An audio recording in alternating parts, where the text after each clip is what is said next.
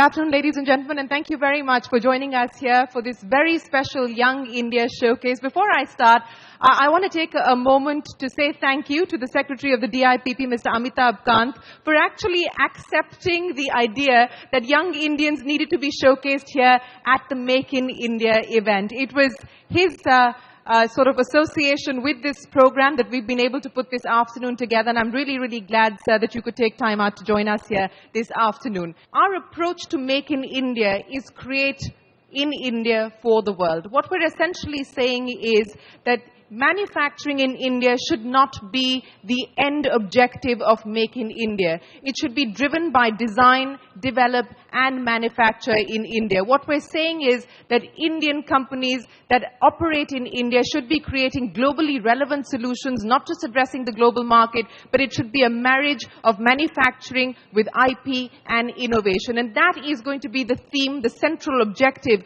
with which we've sort of put together this event this afternoon. Peter Drucker says, the task of leadership is to create an alignment of strengths, making a system's weaknesses irrelevant. We know what our strengths are. We also are very well aware of what our weaknesses are. Our strengths, people, all of you, young entrepreneurs sitting in this room, let's leverage that asset.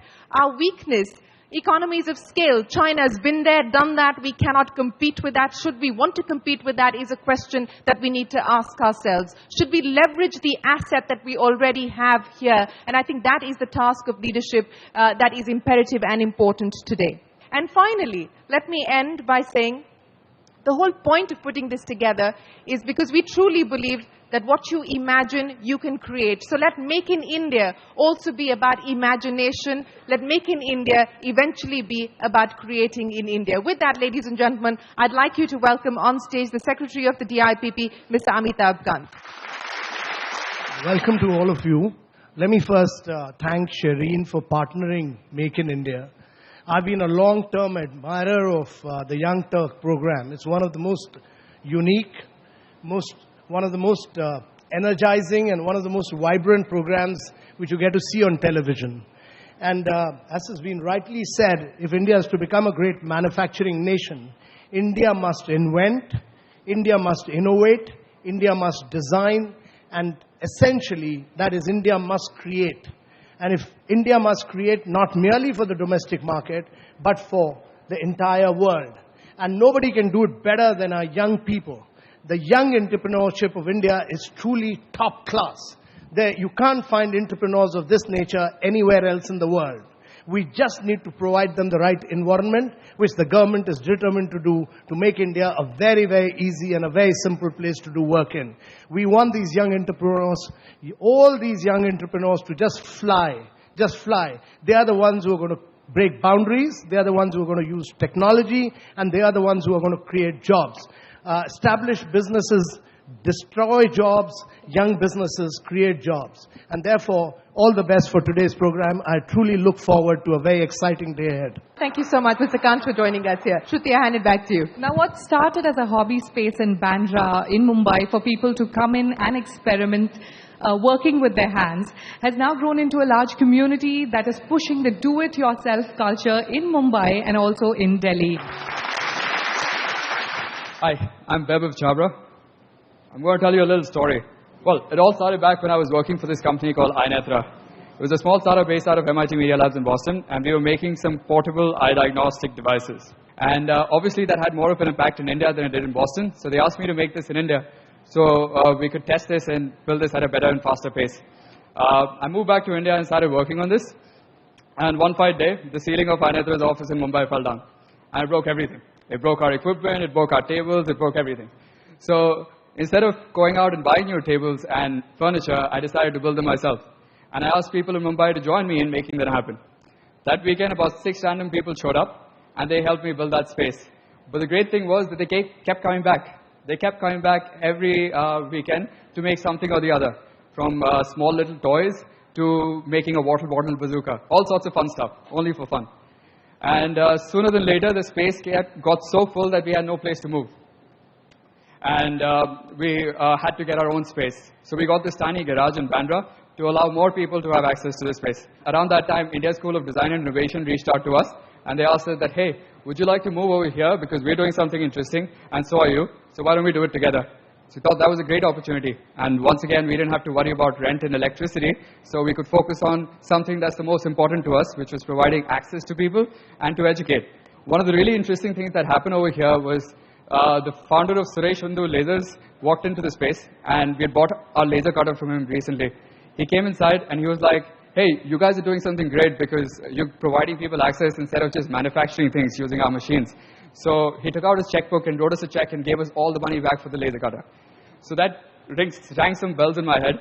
Then we raised a crowdfunding campaign to ask more support from people and raised about 7 lakh rupees and set up our new space in Andheri now. A couple of interesting projects.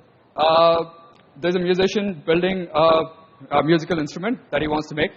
There is a civil engineer making a satellite ground station of the roof of the asylum so that he can start receiving data, so it's open source and available for everyone else. And one of the best projects that's going on, there's a doctor himself building an eye diagnostic device. Who better to make an eye diagnostic device than the doctor himself? And that's something that we wanted to try out. So, thank you. Thank you, Vaibhav. Now I know what I'm going to do this weekend. Moving on, Indian startups today are validating the fact that Make in India is not just about wage arbitrage, but it's about ideas and IP. And our next speaker, Arvind Lakshmi Kumar, is doing just that with Tonbo Imaging. It's a Bangalore-based startup that designs, builds and deploys advanced imaging and sensor systems for armies around the world. Please put your hands together for Arvind Lakshmi Kumar. 1839 is when the first camera was made. And from 1839 to 2015, the camera has not changed at all. But its applications have changed. So in 1839, when the camera was made, it was made purely for taking pretty pictures. In 2015, when cameras are made, they're made for visual sensing. You take a camera, you put it on a drone. You take a camera, you put it in a car, driverless cars. But the design of the camera has not changed. And that got us thinking to say that, well, when you look at, animals in nature, the only thing which really has one eye, which is what a camera has, is Cyclops, and that's mythical, right? Humans have 2 eyes, dragonflies have multiple eyes, and incidentally, Tonbo means dragonfly in Japanese. It's multiple eyes, and what multiple eyes give you is the ability to assimilate information from a lot of different sources. And your brain, which is the processing unit of the camera, can combine all that information and make more meaningful sense. And we said, where do we apply it to? And we said, what's interesting is, India's defense imports are well known. We import a ton of, more than 90% of our defense equipment. And one of the most significant components of this import is electro-optics and imaging systems. So we said, but why don't we apply this to building better electro-optics imaging systems? And that was the thesis of our business. The question is, you build an electro-optics system or a company which comes to build electro-optics. You're competing with Raytheon, you're competing with Lockheed, you're competing with a lot of different people. So you've got to design it differently. If you're vertically integrated like them, you say, look, let's invest in building large manufacturing places. Let's set up assembly, plants. We said, that's not going to really work for us. So what we did is we raised a lot of money, but we took all that money and invested in people. We said, look, the whole thesis about Make in India or manufacturing in India is not really about manufacturing per se or production. It's about design, owning the technology, control the supply chain. Manufacturing, with due respect to all the manufacturing people, is value add with low margins, right?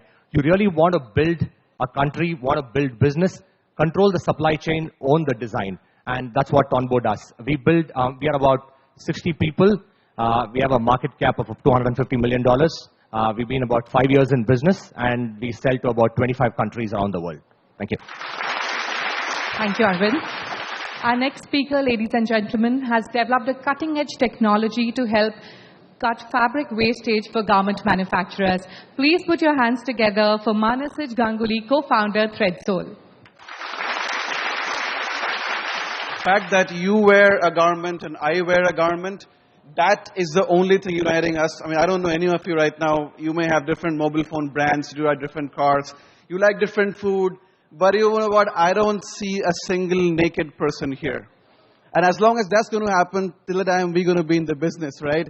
It's a $1 trillion industry, ladies and gentlemen, which is crying out loud for your attention, right? Whilst all our attention is towards, e-commerce and, internet businesses, There are businesses out there which are manufacturing on a regular basis, and they require innovation, and they require your attention. And we tried to build something which is absolutely necessary for this manufacturing to survive and do better. In fact, their entire costs we can reduce by more than 10%. And that's the reason we've been able to become profitable from the first quarter of our business. Today, we plan 2 million garments every day in 70 manufacturing facilities around the world in 12 locations with a team of 60 people. Right? And it's just been 18 months we have done that. And all those people who talk about entrepreneurship is about raising big bucks and, big money and stuff. No, it's about steely resolve that you will do it. Now, working in 12 countries, the internal mandate is to reach 40 countries in the next 3 years. It's not a morning walk, right? We got to move fast. By 2020, whatever you wear would be planned by us. Whichever car you will drive, that car seat will be planned by us. Whichever bed sheet you sleep on in your home, on your hotels, would be planned by us. We will be the #1 garment tech company in next 5 years, sir.